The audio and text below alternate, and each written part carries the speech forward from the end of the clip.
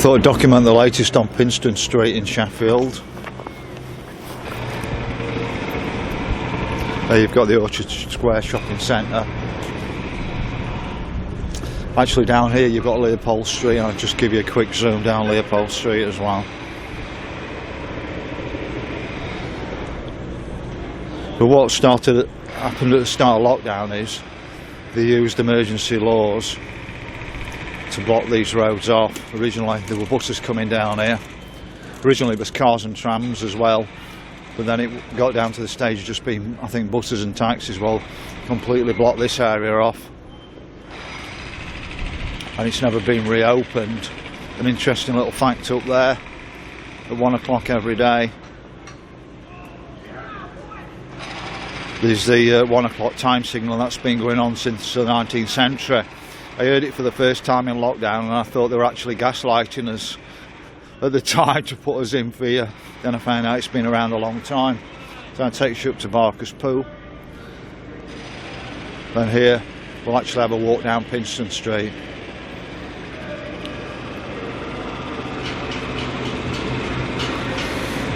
And that's actually become a bank again. I remember it being a clothing place I used to go in.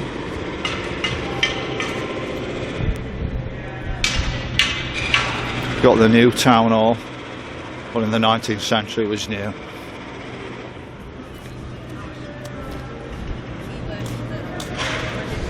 And along Pinstone Street, where we've actually got plasticky looking bus stops, we had lovely ivy coloured bus stops along here, which went probably about the 1990s or probably a bit later.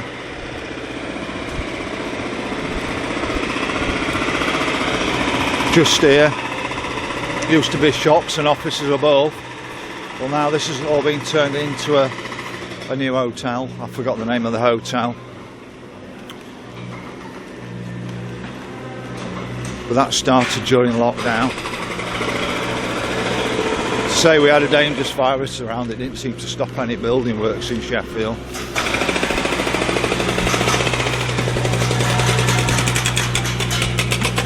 Across here you've got the Peace Gardens, and there isn't much grass in the Peace Gardens anymore. Used to be quite an extensive area of grass with lovely trim borders, but as you can see now it's got fountains in it and a little bit of grass. And the actual wall to the old St Paul's Church fence wall came up to here. So when it got changed into the Peace Gardens, the grass borders would have come right up to here, but you can see it's nearly all concrete now, and there are all chairs, all light chairs around it you can sit in. So when we talk about grey to green, it's more like green to grey in Sheffield.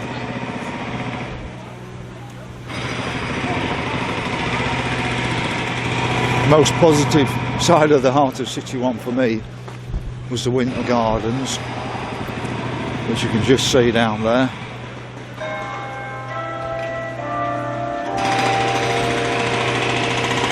Got the tallest building in Sheffield behind that, St Paul's Tower. But there was a beautiful church in here, and I think it got knocked down about 1945. Nothing wrong with it, they just decided to knock it down. But it was beautiful, the Peace Gardens as a park.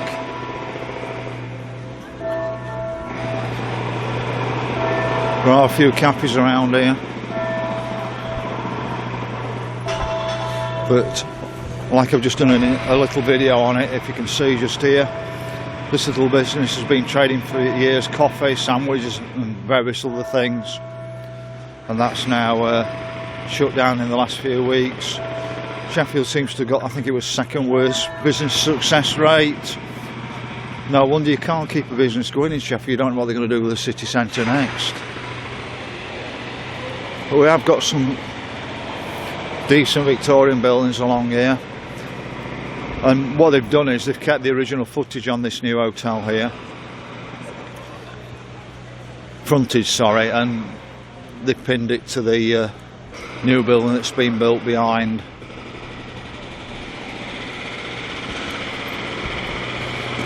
But this phase is the Art of the City 2, if I'm right, retail area.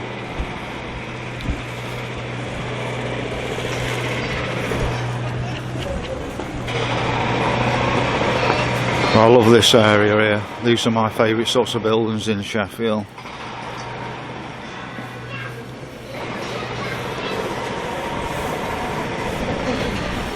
I'll swing across the road in a minute and show it you. But I just wanted to show you how Pinstone Street's developing.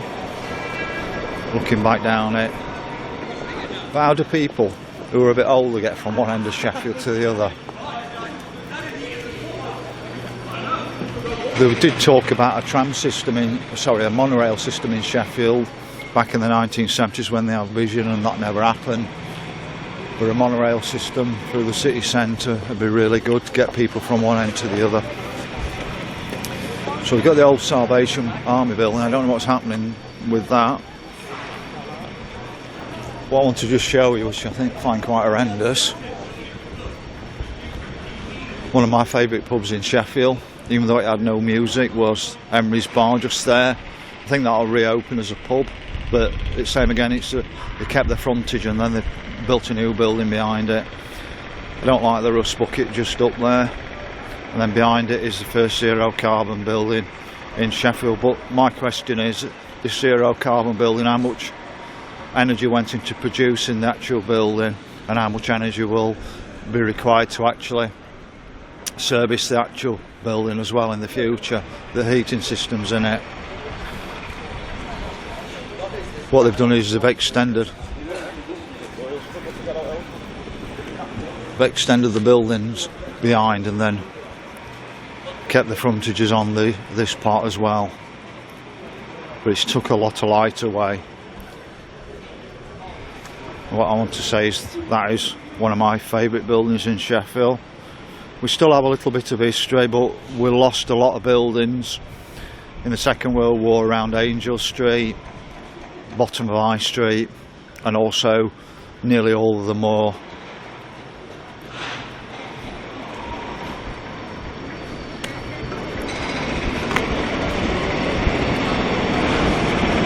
As you can see, they've sort of killed the cars off round here. I don't know what's going to happen in the end.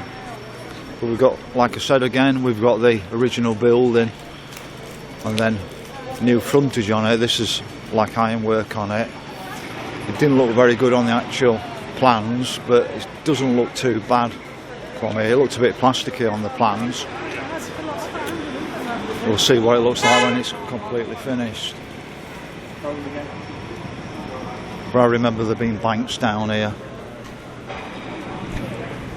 back in the 1990s.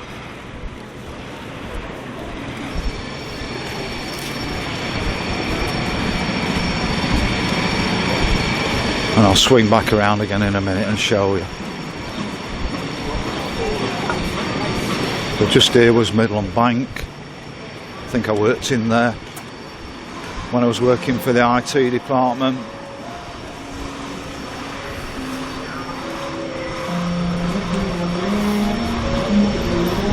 This road's shut off at the moment, but you can see the corner bar of Emery's,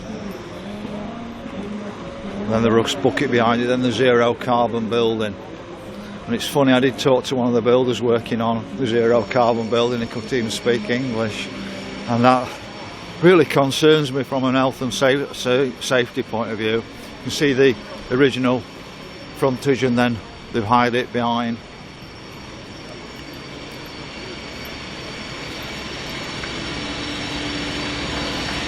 Just makes me wonder if this area got hit in the war, because this part of Pinstone Street's all modern, and it's been modern even from the 70s, 60s and 70s onwards. That's an extension of that lovely corner building. Behind here you've got a car park that got some sort of reward for being innovative. There you can see that's the actual car park there. But there were so many shops around here in the past, and especially around the back streets as well, it's all gone.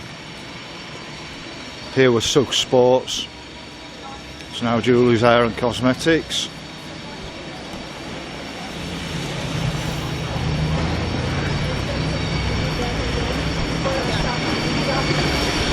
But I thought it was a bit easier to actually film it in midweek. There's less people. Get another view on it. I've got a picture at home, and this tram's coming up here. Cars. Far much more diversity in the past than there is now. We've still got the jewellers anyway, Brown's Jewellers.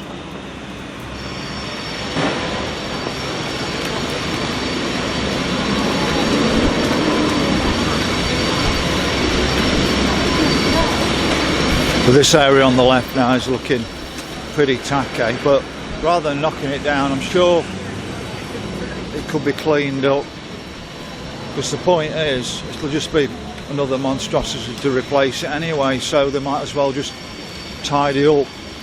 I mean, they use a lot less carbon actually tidying buildings up than knocking them down and rebuilding them. Just here we have Grosvenor House, which is the new headquarters of HSBC in Sheffield. I don't believe it's even a quarter of the size of the original headquarters I worked in on Silver Street Head, Tenter Street.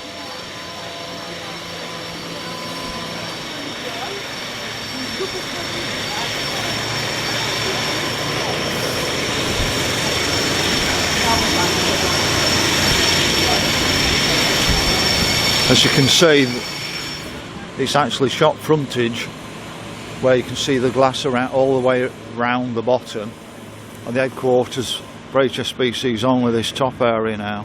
So we used to have about 2,000 people or so in Griffin House. I'd be lucky if they could even get 500 people in this new building. We were packed in like sardines, so I don't know how they go in a building like that, because most people are working from home now from 8 at the head office. I think they should have been working from home so many days a week, and it became full time during lockdowns. I don't know where that situation's changed, but so that's the front of Grosvenor House. Do like the actual doorway into the building at Christmas anyway. There was you could walk in, a lovely Christmas tree and lifts and everything. So I do try and be positive, but I struggle. You can see the original height of the building, and then you can see how it towers above it, and that doesn't half take some light off.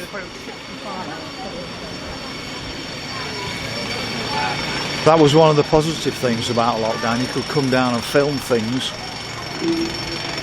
a lot easier, because it was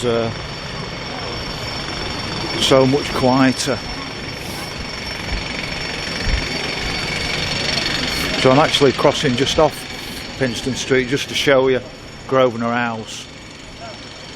But if you look at the original video I've got of Midland Bank's headquarters on Tenter Street, you'll just see how much bigger the original headquarters were. Got the Debenhams shut down in the second lockdown, couldn't last any longer. I'd love to know what all these big stones are around here. You can see these just there around the back. And then we'll have another view back up Pinstone Street, and I'm on the Moorhead at the moment. Like I said, this area along here looks all 50s and 60s, and I don't know, like I said, I don't know whether this area was hit by the Germans in the Second World War.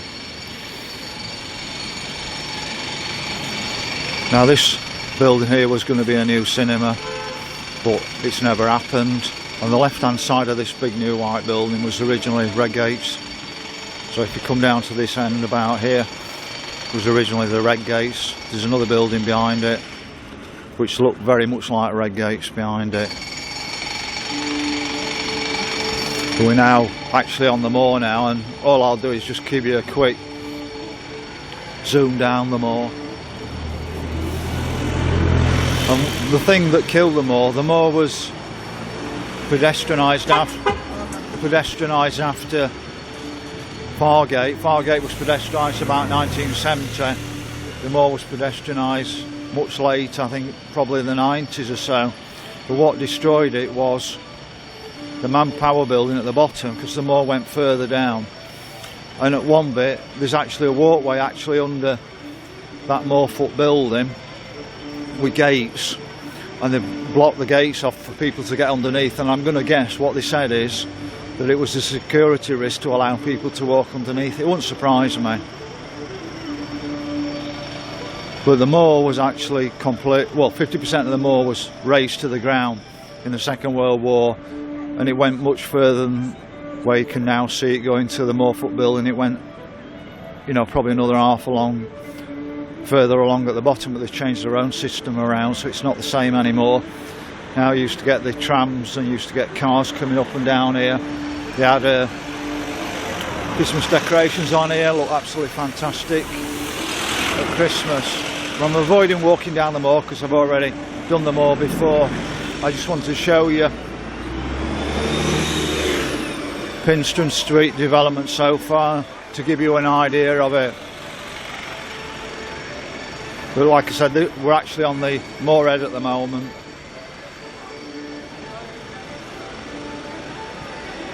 And then looking back up Pinstone Street. So that's just a quick view of the current, I think it's Heart of the City 2 or the retail area Sheffield development.